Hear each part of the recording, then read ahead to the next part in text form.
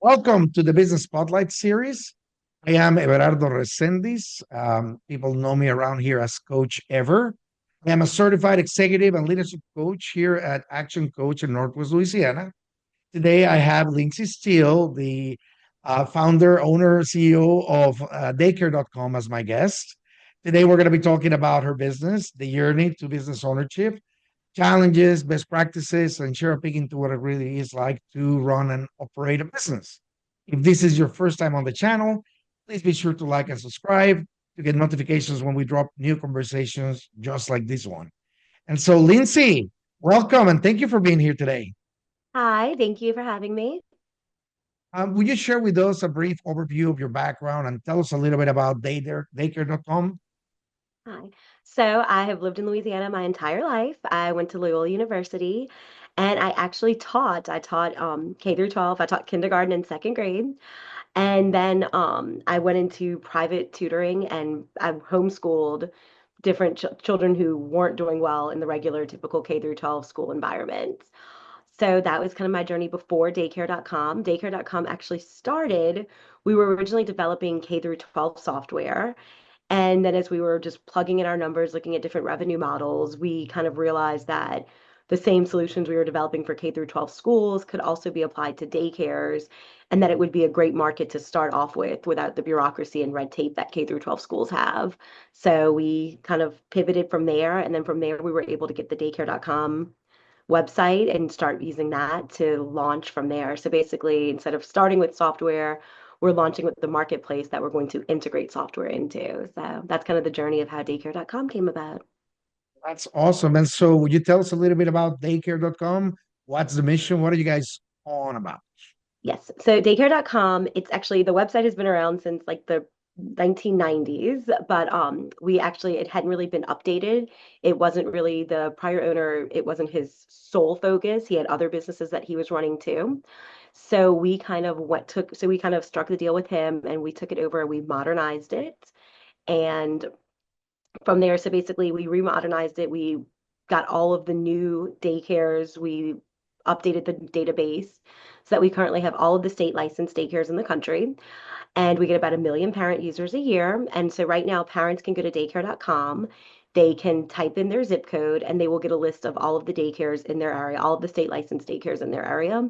And they can either reach out through our portal or they can contact the daycares directly. And another great feature we offer, because if any parents know, in lots of cases, you'll get a list of all the daycares and you'll start calling them and you'll hear that all of them are full. They have a wait list that could be months long, sometimes even longer than months. So what we have for them to do is that they can leave us their information and ask us to send it to daycares in the area that have availability. So daycares that have reached out and partnered with us and let us know that they have their availability, they can get that parent's information if parents choose to do that as well. And then the future plan is that eventually we're working on right now developing to where we'll have integrated waitlist and enrollment and all the other software features that you use for managing daycare, everything integrated so that it'll be in real time. Parents will be able to tell in real time if the daycare has availability and if not, what the wait list is. Because many parents do start looking for daycares before they've even had their babies. So in that case, a 6 month wait list is completely acceptable.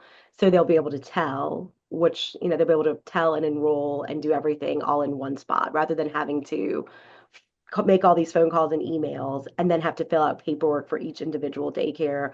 We're trying to streamline it and make it where parents will be able to fill out paperwork and submit it to multiple daycares all through one system.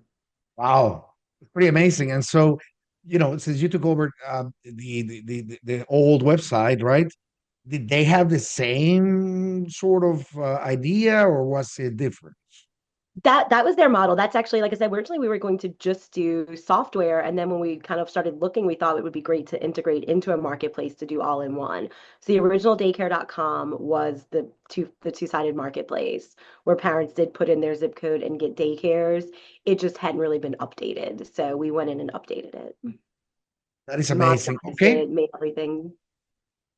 and so set the stage for the viewers, the listeners. What does the current ownership structure look like? I mean, are you the sole owner? Are there other investors into it? I'm sorry, what was that last part of the question? Am I the Are sole you owner? the sole owner, or do you have other investors into it? No, we it's I have multiple co-founders, and we do have some outside investment too. So the main people working on the day-to-day are myself and my partner Ryan, and we have a CTO, Dakota. So the three of us are the three main full-time founders. We also have multiple advisors. The original owner, he's still part of our board, so we also get to reach out to him and get feedback from him as well. And we do have some outside investors, not much. We have one angel investor, and then we are in due diligence with a few local angel investment groups and VC groups in the area. So fingers crossed we'll have some more outside investors soon. That is awesome. And so, tell us a little bit about the current role that you have in the business. What do you do? Everything. I am not as technical. So my two partners, they handle really all the coding and programming and SEO. But I'm basically really do all of the sales and marketing since it is just us. So basically all the sales and marketing, email responses, setting up partnerships, doing things like this, outreach, investment, any investment opportunities. That's my role. I'm Wow, definitely the writer because, like I said, both of my partners are technical, so they can't write for anything. So anything that needs to be written is that's me you. and That Chat. falls on you. Yeah, luckily we have Chat GPT that can help with them too, but it's myself or Chat GPT that has to do all the writing. So Yeah, well, at least we have that tool nowadays, right? yes, writing code is them, writing words is me. So Very cool, very cool. And so, when we talk about a business, we always say that there's a portion of your time as a leader where you have to occupy or you need to occupy in the day-to-day things, getting the next bit of sales happening, following through any of those partnerships that you have put in. And then there's a part that it's let's call it on the planning and strategy side, right?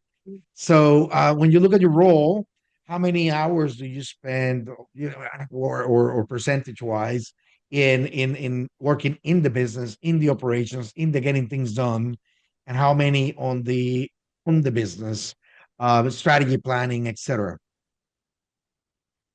I'd say it's split pretty equal. I mean, we do a lot of we do usually 2 or 3 times a week. The three of us kind of get together to really strategize and go over things. I mean, we also that's meetings where we actually, get on Zoom or whatever, but we actually also are just on Slack talking all the time. I mean, one of my partners is actually my life, we also live together, have, basically have our kids together. So we're pretty much always working. So, but I mean, I would say it's probably 70/30. I would guess maybe like as far as day-to-day operations and then strategizing planning. Awesome. Okay.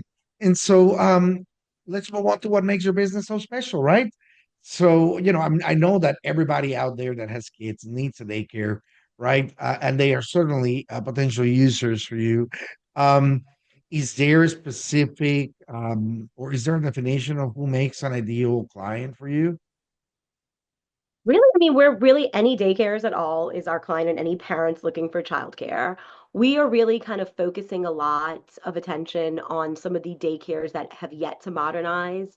There are about 270,000 daycares that don't have websites, don't use much software. They do a lot on pen and paper and, Venmo, PayPal, Cash App. So we really want to make that modernized. We want to make it where it's easy for a daycare to start using us for our wait list and our payment processing. That's one of the big features we're rolling out is payment processing. And we want to make it easier than ever for these daycares that have been hesitant to modernize and to move into that era. We want to make it easier for them to do so, easy and affordable, because a lot of the software solutions are expensive and a lot of the advertising solutions the same are expensive.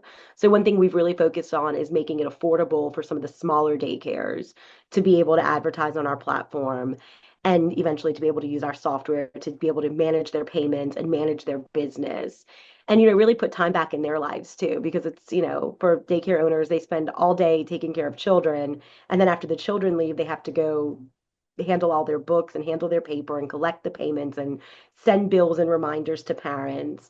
We really want to streamline it and make it affordable and easy to figure out for them. So we're working with a lot of the smaller, less tech savvy daycare owners to make sure we design our software to be as easy as possible for them to use. That is amazing and a worthwhile cause.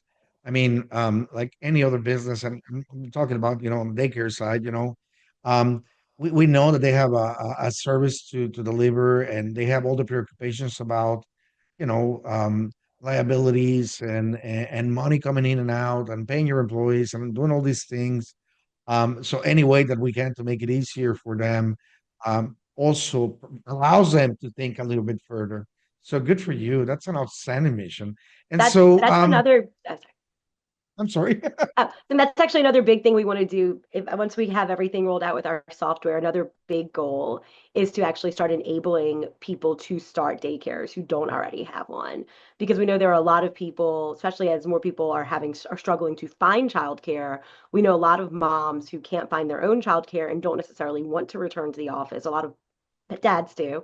A lot of parents would love to start an in-home daycare, but a lot of them are overwhelmed by the bureaucracy and red tape involved in getting licensed to run an in-home daycare. So that's actually one of our long-term goals is to help them, and that will actually help expand the available childcare as well. Since most of the country lives is in a childcare desert where there is not enough childcare for the number of children that need childcare spots. So that's where one of the big things daycare.com wants to do is also help alleviate that situation by helping individuals start in-home daycares. Love it. And so let me ask you these. What makes your business unique? I'm certain there's other services out there offering or catering to these daycares. But why do your customers choose you? I think what makes us unique is the big thing is that we're going to integrate the marketing, the advertisement, and the software to where everything can be all in one, to where both parents and daycare owners, they can use daycare.com for everything. Because right now, most people they'll use one website or platform for advertising, another one for payment, another one for parent updates, etc. So we really want to make it where it's one place where eventually you can do everything that has to be done with daycare, can all be done at daycare.com. It's a big name, so we want to have that big vision too. So, That's right. That's awesome. And so, what's one thing you wish more people knew about daycare.com? I mean, we're new. We just really relaunched 6 months ago, and we haven't put a lot into advertising yet because, small startup, we don't have a big advertising budget. Our one way we really did advertise and got our name out there was doing Taylor Swift ticket giveaways. That was the best use of marketing dollars I think we ever could have done. Um, but yeah, I mean, I guess just that it exists and that's a great resource. And I think that one feature that's a newer feature that I would love for people to learn more about for parents is for them to leave their information for us to give to daycare owners to kind of take that task off of their plate of having to call 100 daycares Right. on our.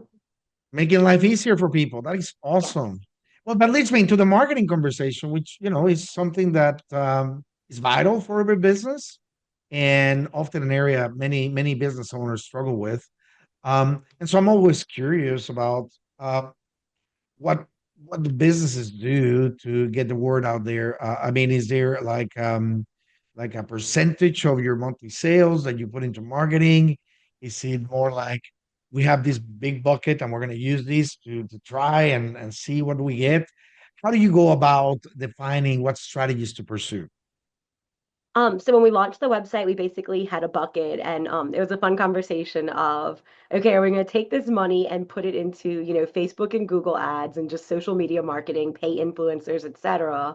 And I had the I think brilliant idea that instead of doing that, we took that money and we bought a few suite tickets in Miami. We were actually able to we couldn't get them in New Orleans, even though we're here. New Orleans didn't have anything in our price range, but Miami had like some mini suites that we were able to get. So we were able to get some sweet tickets and we did ticket giveaways. So we did two tickets that were for any parents. So it really kind of went viral in the parent groups because I Yeah, everybody have was a looking for 13 that. and a 7-year-old. I knew that myself included, parents were going insane trying to win Taylor Swift tickets. It was, like a full-time job for many parents in all these boards trying to win tickets, trying to get tickets for an affordable price, etc. People were devoting hours a week trying to do that. And so you had a lot of entries into this contest. Yes, we had a lot of entries into the parent contest. And what we did with the other, since we had 4 tickets total, we did 2 tickets for parents. And the other 2 tickets, we actually did an influencer giveaway. So we got 10 parent and teacher education influencers that promoted the parent contest to all of their followers. And in exchange, they had a separate contest where it was only those 10 influencers that were competing to win the other set of tickets. So that's really how we Wow. leveraged and we were able to get the word out about the parent contest by doing that influencer contest. So instead of us having to spend thousands of dollars for influencers to make the post, to get the contest out there, they did it basically just for the chance to win those other Taylor Swift tickets. Oh, So it is a brilliant idea. yes, because $5,000 worth of Taylor Swift tickets became about $130,000 in influencer marketing. So Well, that is amazing. And so let me ask you this. Of course, Taylor's always going to be there, right? But hopefully. how can you emulate these, or how can you duplicate this type of traction? Well, unfortunately, that might be difficult to ever duplicate that. I don't know if we'll ever have anything in our lifetime that is that in demand, but like I said, I mean, I think it was harder to get Taylor Swift tickets than Super Bowls, etc. So, but what we're doing right now, I mean, luckily like I said, we've gotten up to over 1 million parents a year. So we're really focusing now kind of on, we're trying to expand that with SEO and other traditional marketing. But we're also really focusing now that we have the parent traffic, we're focusing on providers. We've actually signed up. We probably hit 5,000 providers have signed up on our website now. And that's just with emails. We had databases of emails that we've just done. So it's really just been, email marketing, cold emails, and we have been able to sign up, like I said, 5,000, which is which is about 2% of the licensed daycares in the country. Wow. There are more than Okay. just licensed, but it's 2% of the licensed ones. So you're catering to two different markets, two different customers, of course, the providers, and you want them to do more and use you more as a resource for their business activities. And then the parents who need to have access to all these. And so I love that the focus has been, if you will, split, but very well defined. And that's hard to do. That Yes. is excellent. Okay. And so we spent a bunch of time on the business and sharing a few practices with the audience. And so let's step back a little bit and dive into the journey a little bit more. And so, you did mention that you were doing some other things. At some point, you decided to do something for K-12, right? But you were working for yourself at that point. You were already doing the tutoring. You were already doing the homeschooling. Mhm. Um, as opposed to working for somebody else, right? Yes. And so, what do you find that is attractive for you to do that instead of the stability of having, a regular paycheck coming in your way? Well, the stability of a regular paycheck was obviously nice, but the flexibility, especially as a parent, I think the flexibility is huge, being able to work, I work when my kids are in school, then I can kind of hang out with them for a few hours, and then after bedtime I can finish up my work too. And so, when they have a field trip and things like that, I have that flexibility of moving meetings around, doing what I have to still also parent. So I think that's one of the great things for most parents that they look for flexible jobs if they can't find childcare. We're trying to help find childcare to offer parents flexibility too, but Right. as owning my own business, it definitely helps having that Right. flexibility. Well, when we come to this type of point, I always explore a little bit more, Lindsay, because um, you know, it's very attractive, right? The idea that you're gonna have the flexibility of choosing your own hours, Mhm. right? But you gotta get there.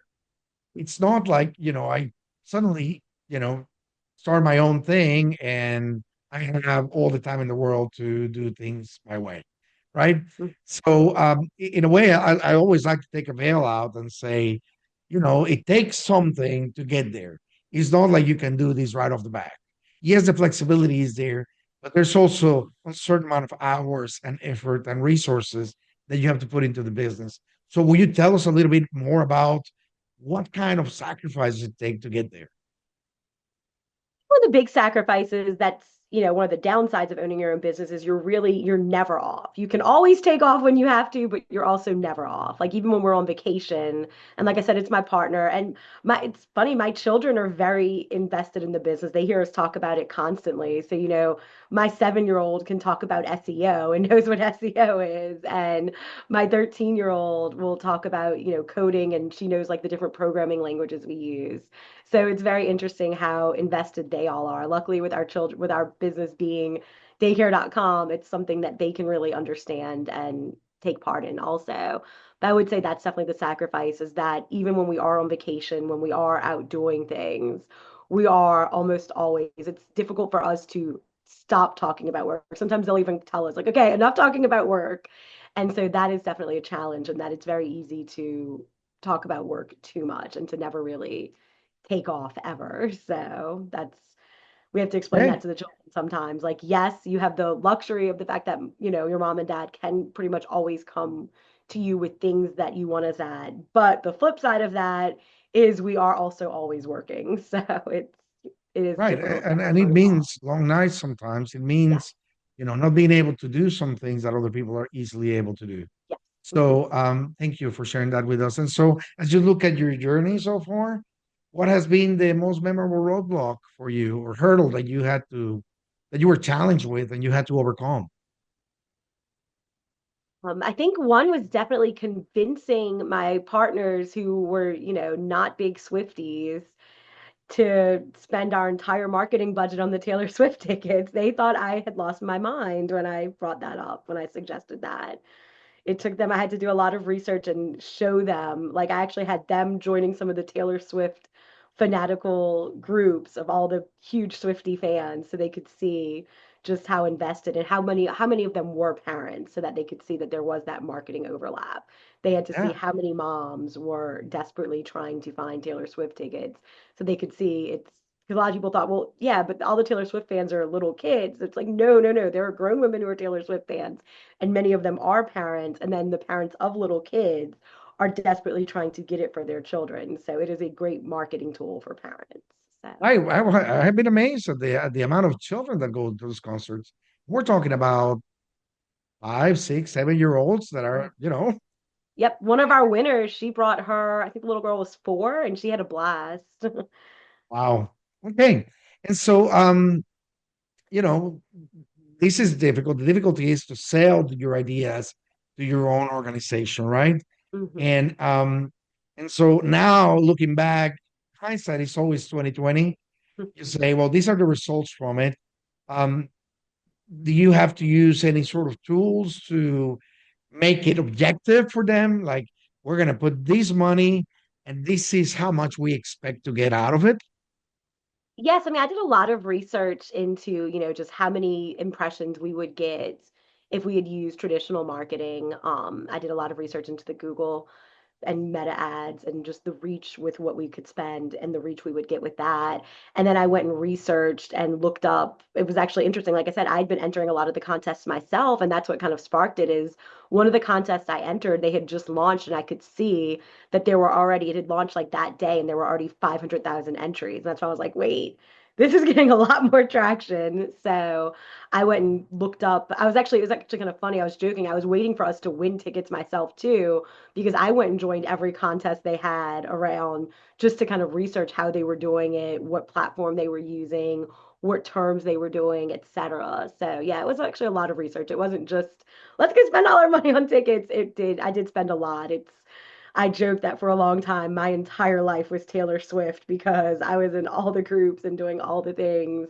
And like I said, my daughters were big fans too. So I felt like it was either daycare.com and Taylor Swift were the two things that I was always looking into. So All right. So looking at the next 3 to 5 years, right? Let's focus and look onto what's coming to you, right? Where do you see the business going? we see it really being, like I said, just a one-stop, one single sign-on solution for parents and providers. We want it to be where parents and providers can go to daycare.com and they can find childcare, enroll in childcare, join wait lists, and then make all their payments, get all their documentation. We want daycares to be able to hire and for, childcare workers to find employment through daycare.com. We want people to be able to start daycares, manage taxes, payroll. We really want it to be a destination that does everything for parents and providers. We have big goals. Wow, you do have big dreams, right? And that's where it starts. And so, of course, dreams have to become goals, objectives, things that we pursue with intensity. And so, what has been your approach to goal setting? How many goals do you set at a time? How do you document them? Um, how do you decide on the time frame for them? We really kind of take it in, like I said, we have these brainstorming meetings where we'll get together and kind of decide what feature we think is most, we kind of will look back on the features we've rolled out and the changes we've made and figure out what has, we do a lot of A/B testing and see what's worked the best. And then we'll kind of will go from there and we'll decide as a team what feature we're going to do next. We usually, with us being such a small team and being a startup budget, not having a ton of money to spend on outside work right now, we're hoping to change that soon. But for now, we really kind of take as to basically just what we can roll out the quickest and what we think will get us the most return and the most return on investment for that time spent on it. And we'll kind of make a decision and go from there. We usually try to pick a feature that we can get done. We'll kind of take small chunks at a time, even though we have really big goals. We do it in small chunks and we'll pick like one thing that we can roll out in just a week and then go from there. So kind of every week we'll pick something new that we're going to do to update, modernize, make the website work better, more efficient.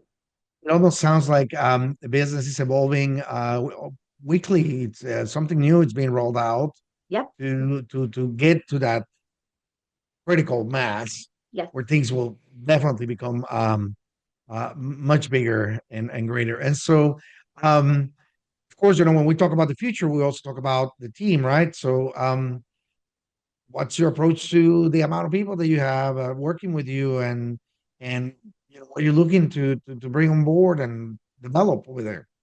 Yes, like I said, we are working with some investors. We're in due diligence with a few investors and have some things out there. We would love to, once we increase our capital, to be able to hire, we would actually definitely hire some other sales, outside sales, and more developers to be able to roll out features quicker. Right now, we are working based solely on the revenue coming in. So that's just the three of us right now.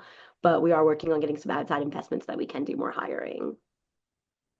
Excellent, excellent. And so, um, we have certainly covered a lot of ground today. And for those people who are watching, I highly encourage you to come back and save these and watch it a few times. There's a couple of good nuggets in here that you may want to share with other people.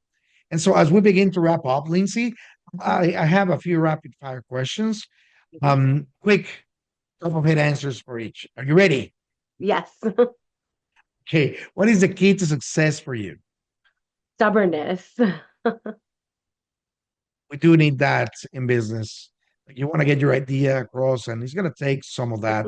So, what is your one piece of advice for other business owners? Sides don't do it. No.